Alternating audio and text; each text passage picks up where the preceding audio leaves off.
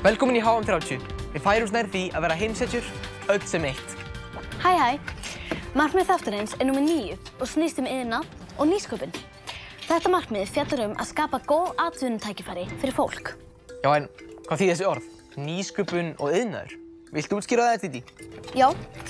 Iðnaður er orð sem notað yfir þær atvinnugreinar sem snúast að búa til hluti.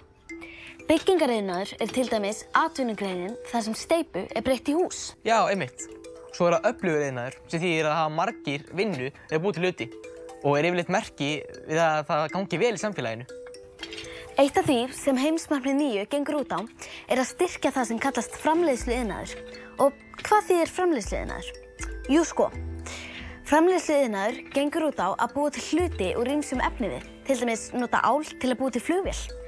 Annað verkefni sem tengist heimsmarkmiði 9 er að koma öllum í heiminum í internetsamband til þess að allir í heiminum geti menntað sig eða unnið á netinu. Kíkjum aðeins betur á þetta. Við stefndum að því að allur heimurinn yrði kominn í samband við farsímanet áður en 2020 klárast. Og það tókst, eða svona næstu því. Árið 2001 bjuggu rúmlega 56% jarðarbúa á svæðum þar sem þeir gátu tengst interneti með farsímum.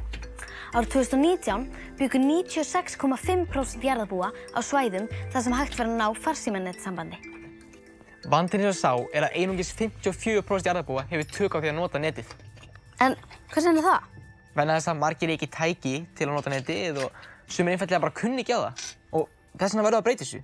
Því að við vitum hvað er mikilvægt að hafa aðgang að upplýsingum, sérstaklega eftir kórónuveirufaraldurinn, þar sem að fullt af fólk að vinna heima og háskóla- og framhaldsskólanemar mættu bara í skólann á netinu.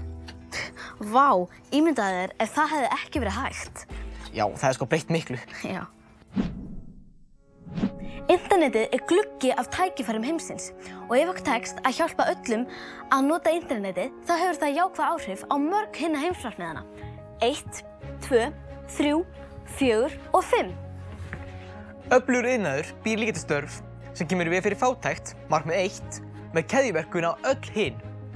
Iðnaður býr líka til hagvöxt sem er markmið 8 og það getur meira að stuðlað að grænum iðnaði sem er markmið 11, 12, 13, 14 og 15. Og annað sem við stefnum að með heimsmarkmið númer 9 er að auka nýsköpun. Hvað er nýsköpun?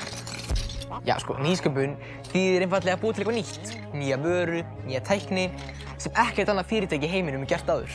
Já, svona uppfinningar. Mér finnst algjört rugl að eyða svona miklum peningum í nýsköpun. Flest þessara fyrirtækja klúðrast alveg. Við getum eytt þessum peningum í mun gáfulegri hluti. Við erum búin að finna upp allt það sem okkur vantar. Nei, það er nú ekki alveg rétt.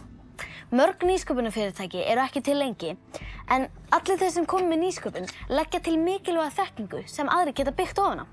Já, allar nýjar uppgötvanir eru til dæmis dæmi um nýsköpun, til dæmis snjallúr, tölvur, rafbílar og tæki sem við notum til endurvinnslu. Við þurfum líka skapandi fólki að halda sem getur fundið umhverfisvænar lausnir á öllum sviðum lífsins. Krakkar geta líka æft sig í að hugsa á skapandi hátt og finna lausnir. Hér á Íslandi er til dæmis haldin nýsköpunarkeppni grunnskólanna á hverju ári. Þar fá margir ungir snillingar tækifæri til að láta ljós sitt skína. Á ég að sýna þér nokkuð dæmi um uppfinningar sem krakkar hafa gert. Já. Trampólínið, eyrnaskjólið, blindraletrið, jólaseríur og Superman sjálfur var skrifaður af 2 17 ára vinum. Í alvörunni?